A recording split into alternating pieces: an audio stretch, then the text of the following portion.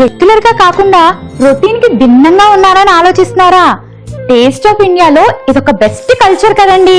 అందుకే పొద్దున్నే నిద్ర లేచానా, అయినవల్లి సిద్ధి వినాయకుడి గుడికెళ్లి దండకం చదివేశాను. ఆ తర్వాత అప్పన్నపల్లి బాలాజీ గుడికెళ్లి పూజ చేయించుకున్నాను. అట్నుంచటే అంతర్వేది వెళ్లి లక్ష్మీ నరసింహస్వామికి నిష్ఠగా పూజ చేసుకున్నాను. ఆ తర్వాత నూకాలమ్మ, మాంకాలమ్మ ఇలా మా గ్రామ దేవతలందరికీ కూడా దండం పెట్టేశాను. ఇంతకీ ఇవన్నీ ఎందుకు చేశాను అనే కదా మీ డౌట్. నో రీజన్స్ అండి, మనసుకి నచ్చింది చేసేశాను అంతే. కష్టాలున్నప్పుడే కాదండి, ఇష్టంగా కూడా దేవుణ్ణి కొలవాలండోయ్. ఇంతకీ నేను వెళ్ళొచ్చిన టెంపుల్స్ అన్ని ఎక్కడా అని ఆలోచిస్తున్నారా? అదేంటండి, ప్రతిరోజు కోనసీమ రుచుల్ని, ఫ్లేవర్స్ ని టేస్ట్ చూస్తున్నారు కదా, మరి ఇంకా అలా అడగచ్చా? ఈ టెంపుల్స్ అన్ని కూడా మా కోనసీమలోనే ఉన్నాయి. అంతేకాదండోయ్, ప్రతి దేవుడికి ఇష్ట నైవేద్యాలన్నీ సమర్పించేసుకున్నాను. ఇంతకీ మా దేవుళ్ళకి ఏ నైవేద్యం ఇష్టమనే కదా మీ డౌట్. వాళ్ళకి పిండి పులిహోర అంటే చాలా ఇష్టమండి, అందుకే ఆ నైవేద్యం వాళ్ళకి సమర్పించుకున్నాను. ఇంతకీ పిండి పులిహోర ఎలా చేస్తారు అనే కదా మీ ఆలోచన. ఏం ఆలోచించొద్దు, ఎందుకంటే ఈ రోజు మా కోనసీమ స్పెషల్స్ లోని మీకు పిండి పులిహోర అలాగే తోటకూర ఆవ పులుసు చేసి చూపిస్తాను. మరి ఇంకెందుకు, వెల్కమ్ చెప్పేద్దామా? Welcome to taste of India.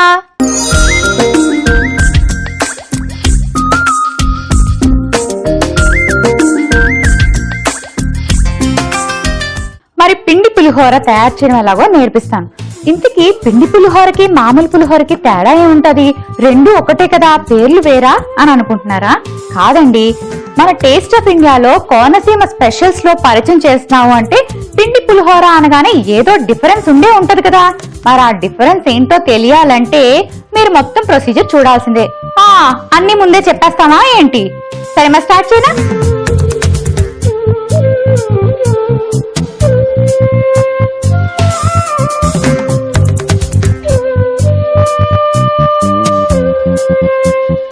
పులిహోర మన ఆంధ్ర, తెలంగాణ, కర్ణాటక, తమిళనాడు ఈ ప్లేసెస్ లోని బాగా ఇష్టంగా చేసుకుంటారండి.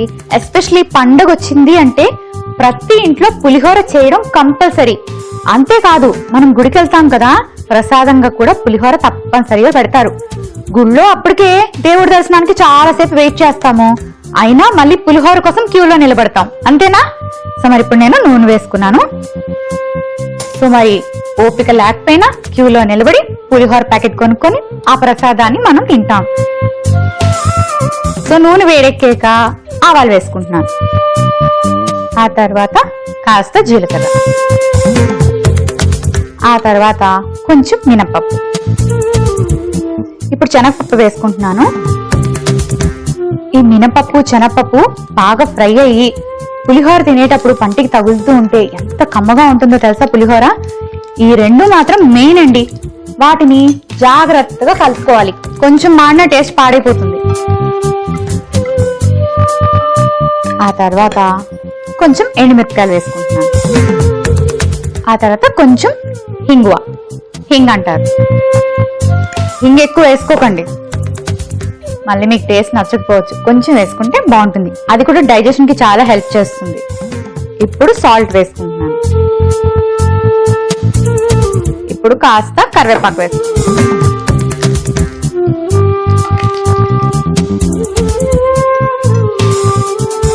కొంచెం వెల్లుల్లిపాయలు మాత్రం అస్సలు అవాయిడ్ చేయకండి, అవి కూడా హెల్త్ కి చాలా మంచిది, హార్ట్ కి చాలా మంచిది, కొలెస్ట్రాల్ ని కట్ చేస్తుంది. సో తప్పకుండా వెల్లుల్లిపాయలు ప్రతిరోజు వాడండి. మీకు ఇష్టమైతే ఒక వెల్లుల్లిపాయ పచ్చిది అలా తినేసేయండి పొద్దున్నే, ఎంత మంచిది తెలుసా, కఫం రాదు మీకు. ఇప్పుడు పచ్చిమిరకాయలు వేసుకుంటున్నాను. పులిహోర మనకి ఎప్పటి నుంచో ఉన్న రెసిపీ. సో ఇవన్నీ ఫ్రై అయ్యాయి కాబట్టి నెక్స్ట్ ఏం వేసుకుంటున్నానంటే చింతపండు గుజ్జు వేసుకుంటున్నాను.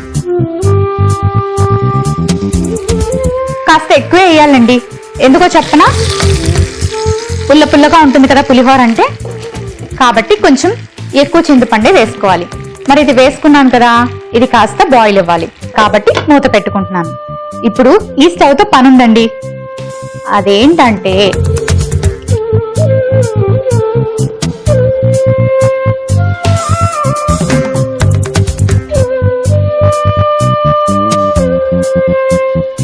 ఇప్పుడు మనం పులిహోరలోని పల్లీలు వేసుకుంటాం, అలాగే కొంతమంది జీడిపప్పు వేసుకుంటారు. కానీ రెండు వేసుకుంటే బాగా రుచిగా ఉంటుందన్నమాట.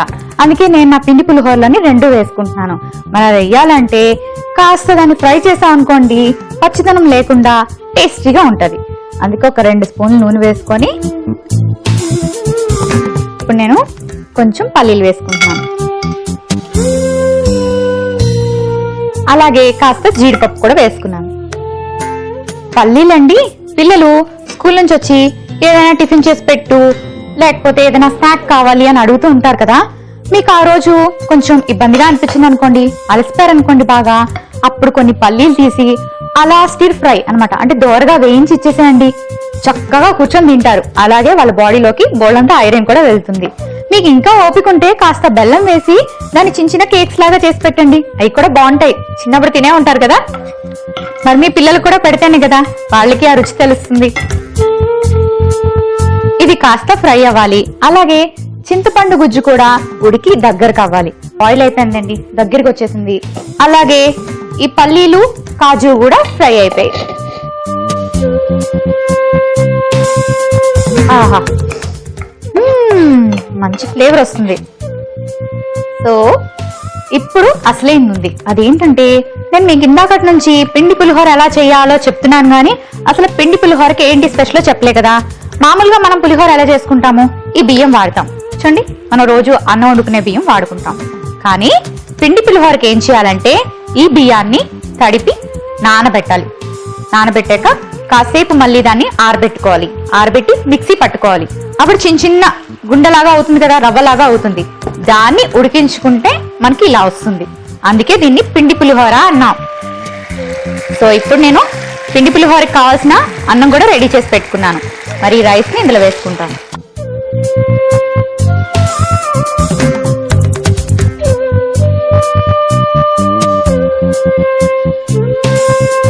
ఇది ఆల్రెడీ మనం నానబెట్టుకున్న బియ్యాన్ని మిక్సీ పట్టుకున్నాం కదండి, కొంచెం పిండి పిండిగా రవ్వ రవ్వలాగా అయిపోయింది కదా. సో దీన్ని ఎక్కువసేపు ఉడకనివ్వకూడదు. ఎక్కువసేపు ఉడకబెట్టాం అనుకోండి మరి కిచిడిలా అయిపోతుంది. సో తొందరగా తీసేసుకుందాం. మామూలు పులిహోరకి పిండి పులిహోరకి ఇదే అన్నమాట డిఫరెన్స్. సో ఇప్పుడు బాగా కలుపుకున్నాం కదా. కావాలనుకుంటే కాస్త పసుపు వేసుకుందాం. పసుపు వేస్తేనే బాగుంటుందండి. ఆ కలరు కొంచెం ఎల్లోయిష్ కలర్ వస్తుంది కదా, చూడ్డానికి బాగుంటుంది కాబట్టి నేను లాస్ట్ లో వేసుకుంటున్నాను. లేదంటే అన్నం మనం వేడివేడిగా తెచ్చుకుంటాం కదా, అప్పుడు అన్నంలో కలుపుకున్నా సరే ప్రాబ్లం లేదు. లేదంటే లాస్ట్ లో వేసుకోవచ్చు.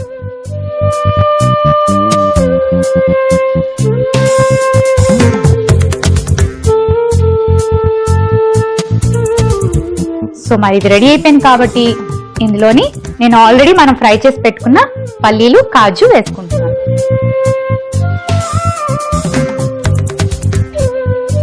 బాగా కలిపేసుకున్నాము. దగ్గరికి అయిపోయింది. ఇంకా స్టవ్ ఆఫ్ చేసుకుందాం. ఇప్పుడు ఒక డిష్ లోకి సర్వ్ చేసుకుందాం.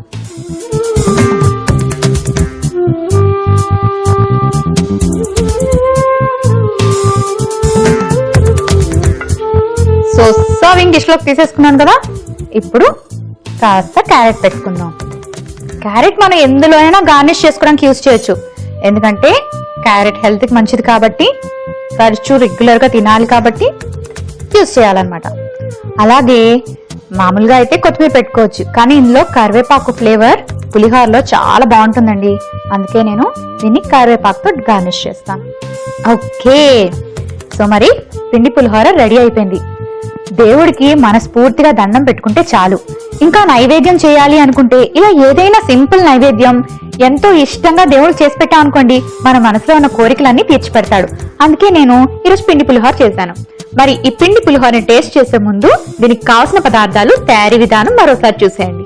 పిండి పులిహోరకి కావాల్సిన పదార్థాలు: రైస్ 1 కప్పు, చింతపండు జ్యూస్ 1/2 కప్పు, ఉప్పు తగినంత, పచ్చిశనగపప్పు 2 స్పూన్లు, మినపప్పు 2 స్పూన్లు, ఎండుమిర్చి 2, పచ్చిమిర్చి 2, కరివేపాకు కొద్దిగా, ఇంగువ చిటికెడు, వెల్లుల్లి 4, ఆవాలు 1 టీ స్పూన్, జీరా 1 టీ స్పూన్, పల్లీలు కొద్దిగా, కాజు కొద్దిగా.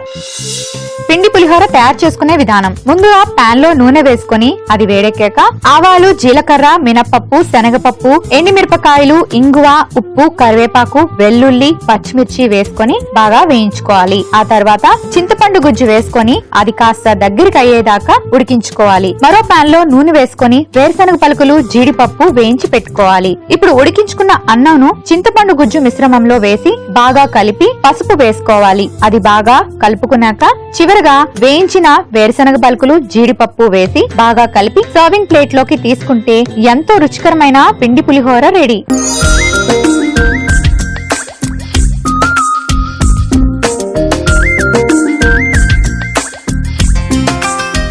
పిండి పులిహోరకి కావాల్సిన పదార్థాలు, తయారీ విధానం మరోసారి చూసారు కదండి.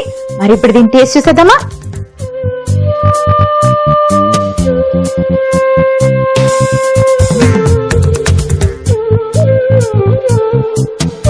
మామూలు పులిహోర కన్నా ఇది చాలా డిఫరెంట్ గా ఉంటుంది. డెఫినెట్ గా డిఫరెంట్ గా ఉంటుంది. మీరు ట్రై చేస్తేనే మీకు ఆ డిఫరెన్స్ తెలుస్తుంది. నాకైతే తినగానే అనిపించింది మామూలు పులిహోర చాలా బాగుంటుంది, ఇది కూడా ఇంకా బాగుంటుంది. సో రెండు ట్రై చేయండి.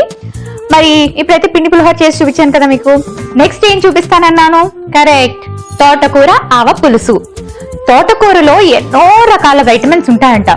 తోటకూర కంపల్సరీగా వారానికి 2-3 సార్లు తినాలంటండి.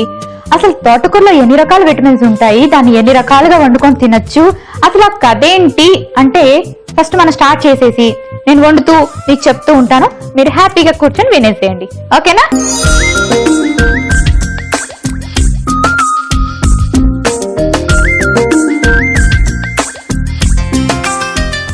మరి తోటకూర పులుసు స్టార్ట్ చేసేస్తాను. అన్ని మన ఇంట్లో వంటింట్లో ఉండే సామాన్లేనండి. ఏది బయట నుంచి తెచ్చుకోవాల్సిన అవసరం లేదు, ఒక్క తోటకూర తప్ప. తోటకూర ఫ్రెష్ గా తెచ్చుకున్నాం అనుకోండి, అబ్బబ్బా ఆ పులుసు ఉంటుంది కదా, మరి ఇంకా అడగనవసరం లేదు, నేను చెప్పనవసరం లేదు, అంత టేస్టీగా ఉంటుంది. అందుకే మీరు ఈ రెసిపీ చేసేటప్పుడు తప్పకుండా ఫ్రెష్ తోటకూర తెచ్చుకోండి. అందులో ఊర్లలోని తోటకూర అయితే ఎంత ఫ్రెష్ గా ఉంటుందో. సిటీలో ఏంటంటే దాన్ని తీసుకొచ్చి మార్కెట్ లో పెట్టి అమ్మేసరికి కొంచెం ఆడిపోతుంది. సో ఇప్పుడు నేను నూనె వేసుకున్నాను.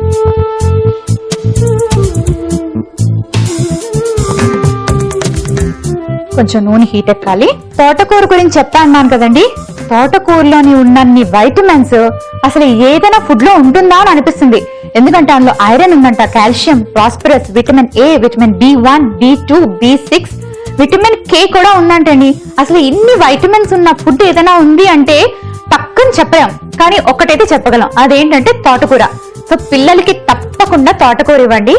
మీకు హెయిర్ ఫాల్ ఉన్నా, అసలు జుట్టు రాలిపోతుంది, లేకపోతే జుట్టు ఎక్కువ పెరగట్లేదు అనుకున్న ఆడపిల్లలకి తోటకూర ఎక్కువగా ఇవ్వండి. తోటకూర వల్ల అంట జుట్టు పెరుగుతుందంట. ఆయిల్ హీట్ ఎక్కింది కాబట్టి ఇప్పుడు ఆవాలు వేసుకుంటాను. నెక్స్ట్ ఇప్పుడు జీలకర్ర వేసుకుంటున్నాను.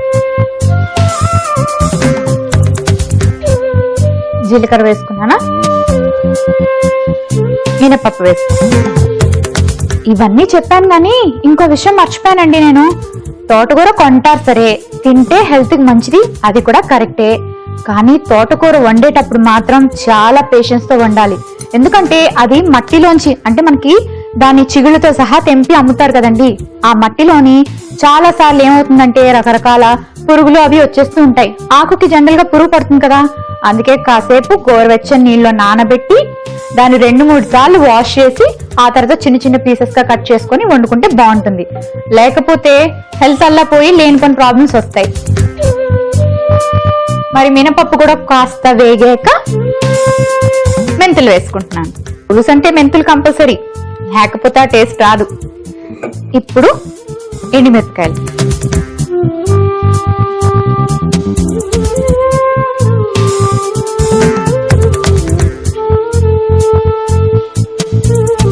కొంచెం వెల్లుల్లి వేసుకుంటున్నాను. ఆ తర్వాత కరివేపాకు,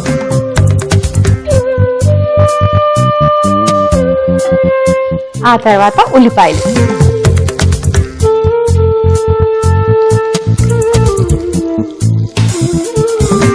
ఇది తోటకూర ఆవ పులుసు కదండి, దీన్ని ఆవపిండితో చేస్తారనమాట. ఆవపిండి చాలా తక్కువ మంది వాడుతూ ఉంటారు, కానీ ఒరిస్సా, బెంగాల్ అంటే కాల్కటాలోని ఆవపిండిని ఎక్కువగా వాడుతూ ఉంటారు అన్నమాట. వాళ్ళు ఆవ నూనెతోనే వంటలు వండుకుంటారు. వాళ్ళు చాలా తెల్లగా ఉంటారు, అంటే మంచి కాంప్లెక్షన్ తోని, స్కిన్ కూడా చాలా అందంగా ఉంటుంది. నేను చాలా సార్లు బెంగాలీస్ ని చూసినప్పుడు అబ్బా వాళ్ళ స్కిన్ ఎంత బాగుంది కదా, చాలా చక్కగా ఉన్నది అని అనుకుంటూ ఉంటాను. ఒకసారి ఒక బెంగాలీ ఆమె కనిపిస్తే నేను అడిగాను, మీ స్కిన్ ఇంత అందంగా ఉండడానికి ఏంటి రహస్యం అని. ఆమె ఏం చెప్పారు తెలుసా, మేము ఎక్కువ ఆవ నూనె తింటాము, అంతేకాకుండా ఒంటికి కూడా ఆవ నూనె రాసుకుంటాము అని చెప్పారు. సో వాళ్ళు అలా రాసుకోవడం వల్ల ఆ స్కిన్ కి అంత షైనింగ్ ఉంటుందంట. మీకు కూడా ఇష్టమైతే ఎప్పుడైనా ట్రై చేయండి. ఆవపిండితో ఇంకా చాలా ఉపయోగాలు ఉన్నాయండి. అప్పుడప్పుడు గొంతు గరగర అనిపిస్తుంది కదా, ఏదో అంటే ఇన్ఫెక్షన్ వచ్చినట్టుగా అనిపిస్తుంది. అప్పుడు ఏం చేయాలంటే ఒక స్పూన్ ఆవపిండి తీసుకొని ఒక గ్లాస్ లో వేసుకోండి. అందులో ఒక హాఫ్ స్పూన్ నిమ్మరసం వేసుకోండి. ఆ తర్వాత ఇంకో హాఫ్ స్పూన్ తేనె వేసుకోండి. ఆ తర్వాత కాస్త గోరువెచ్చని నీళ్ళు అందులో వేసి కలిపి నోట్లో వేసుకోవాలన్నమాట. అంటే గొంతులోకి దిక్కుండా పొక్కల నుంచి ఊసేయండి, గార్గిలింగ్ అంటారు కదా, అలా చేస్తే మీకు గొంతు నొప్పిపోయి ఆ గరగరపోయి చాలా సాఫ్ట్ గా అనిపిస్తుంది. సో మందుల కోసం డబ్బులు వేస్ట్ చేసి ఇటు అటు పరిగెట్టకుండా ఇంట్లో ఉన్న ఆవపిండితో ట్రై చేయండి. ఇప్పుడు పచ్చిమిరపకాయలు వేసుకున్నాను.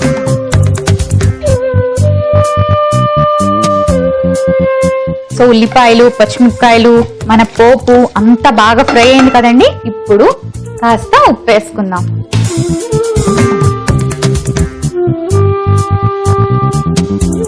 పసుపు వేసుకుంటున్నాను. తోటకూర వాష్ చేసేటప్పుడు కూడా కాస్త పసుపు వేసి వాష్ చేయండి, అలా చేస్తే ఇంకా మంచిదంట. మరి బాగా ఫ్రై అయ్యాయి కదండి. ఇప్పుడు ఏం చేస్తానంటే ఇవి బాగా ఫ్రై అయ్యాయి కాబట్టి ఇందులో తోటకూర వేసుకోవాలి.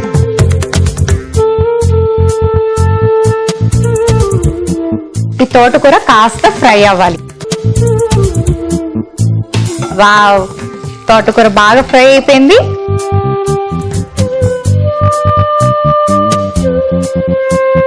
ఇప్పుడు ఏం చేయాలంటే కాస్త చింతపండు గుజ్జు వేసుకోవాలి.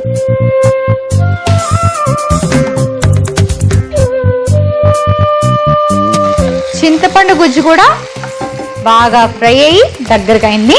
ఇప్పుడు కాస్త వాటర్ వేసుకుందాం. ఇది బాయిల్ అవుతూ ఉంది కదండి. నెక్స్ట్ ఏం వేసుకోవాలంటే బెల్లం వేసుకోవాలి. తోటకూర కాస్త చేదు అని అనుకుంటే గనక బెల్లం వేస్తున్నారు కాబట్టి ఆ చేదు పోతుంది. అలాగే ఇప్పుడు చూసారు కదా, కారం వేసుకుంటున్నాం.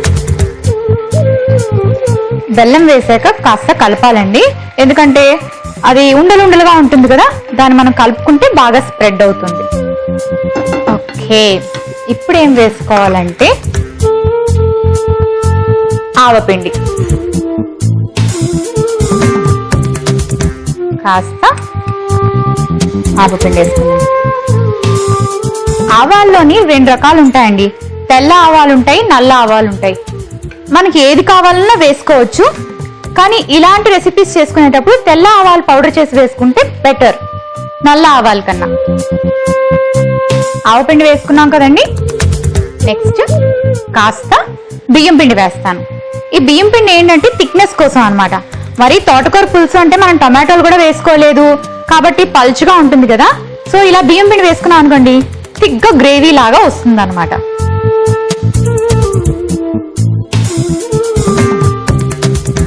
బియ్యం పిండి ఆవపిండి వేసుకున్నాక బాగా కలుపుకోవాలి, ఎందుకంటే ఆ రెండిట్లో కొంచెం పచ్చిదనం ఉంటుంది కదా, అది పోవాలి అంటే కాస్త ఫ్రై అవ్వనివ్వాలి. మరి ఇప్పుడు నేను ఒక 2 మినిట్స్ హైలో పెట్టి దగ్గరికి ఫ్రై చేస్తాను. ఓకే, దగ్గరికి అయిపోయిందండి. ఆఫ్ చేసుకుందాం. బాగా పల్చగా కావాలి అనుకుంటే కాస్త ఎక్కువ వాటర్ వేసుకోండి, లేదు కొంచెం థిక్గా ఉండాలి, దగ్గరకు ఉండాలి అనుకున్నప్పుడు కొంచెం తక్కువ వాటర్ వేసుకుంటే సరిపోతుంది. మరి నా తోటకూర ఆవ పులుసు రెడీ అయిపోయింది. దీన్ని ఇప్పుడు నేను సర్వింగ్ బౌల్లోకి తీసుకుంటా.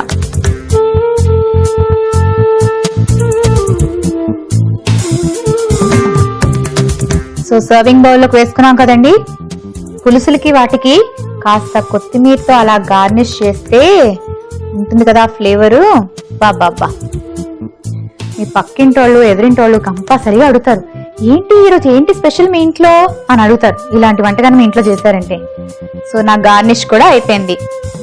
ఈ తోటకూర ఆవ పులుసుని నేను టేస్ట్ చేసే ముందు దీనికి కావాల్సిన పదార్థాలు, తయారీ విధానం మరోసారి చూసేయండి. తోటకూర ఆవ పులుసుకి కావలసిన పదార్థాలు: తోటకూర 1 కప్పు, ఉల్లిపాయ ముక్కలు 1.5 కప్పు, పచ్చిమిర్చి 4, పసుపు చిటికెడు, చింతపండు గుజ్జు 1 కప్పు, బెల్లం 1 టీ స్పూన్, బియ్యం పిండి 1 టీ స్పూన్, ఉప్పు తగినంత, నూనె 2 టీ స్పూన్లు, ఆవాలు 1 టీ స్పూన్, జీలకర్ర 1 టీ స్పూన్, మెంతులు 1/2 టీ స్పూన్, మినప్పప్పు 1 టీ స్పూన్, ఎండుమిర్చి 2, వెల్లుల్లి 4, కరివేపాకు కొద్దిగా, ఆవ పొడి 1 టీ స్పూన్, కారం 1 టీ స్పూన్. తోటకూర ఆవ పులుసు తయారు చేసుకునే విధానం: ముందుగా పాన్ లో నూనె వేసుకొని అది వేడెక్కాలి. అది వేడెక్కాక కాస్త ఆవాలు, జీలకర్ర, మినప్పప్పు, మెంతులు, ఎండుమిరపకాయలు, వెల్లుల్లి, కరివేపాకు, ఉల్లిపాయ ముక్కలు, పచ్చిమిర్చి, ఉప్పు, పసుపు, తోటకూర వేసుకొని బాగా వేయించుకోవాలి. అది బాగా వేగాక చింతపండు రసం, నీళ్లు పోసుకొని కాసేపు ఉడకనివ్వాలి. ఆ తర్వాత కొంచెం బెల్లం, కారం, ఆవపిండి, బియ్యం పిండి వేసి బాగా కలిపి సర్వింగ్ ప్లేట్ లోకి తీసుకుంటే ఎంతో రుచికరమైన తోటకూర ఆవ పులుసు రెడీ.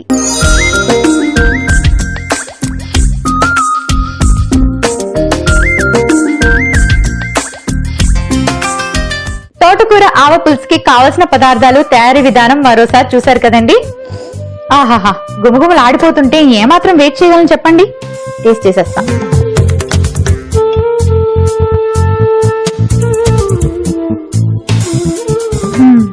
చాలా టేస్టీగా ఉంది. ఎప్పుడు తోటకూర పప్పు, తోటకూర ఎప్పుడు కాకుండా ఇలా తోటకూర ఆవ పులుసు ట్రై చేయండి. ఒక్కరోజు తింటే విటమిన్స్, ఐరన్, మినరల్స్ అన్ని వస్తాయండి? రావు కదా. కనీసం వీక్లీ 2 గానీ, లేకపోతే మీకు వీలైతే వీక్లీ 3 గానీ తోటకూరని తీసుకోండి. మీరు ఎన్ని రకాలైనా వండుకోండి, పక్కన కొంచెం తోటకూర కూడా పెట్టుకోండి. అంతే, మీ హెల్త్ కి ఏమాత్రం ప్రాబ్లమ్స్ ఉండవు. మరి చూసారు కదండి ఇవాల్టి కోనసీమ స్పెషల్ ఫుడ్ పిండి పులిహోర, అలాగే తోటకూర ఆవ పులుసు. 2 చాలా బాగున్నాయి, తప్పకుండా ట్రై చేయండి. మరి రేపటి ఎపిసోడ్ లో కూడా మరో 2 కోనసీమ స్పెషల్ ఫుడ్స్ ని పరిచయం చేస్తాను. అంతవరకు వెయిట్ చేస్తూ ఉండండి. మళ్ళీ కలుద్దాం.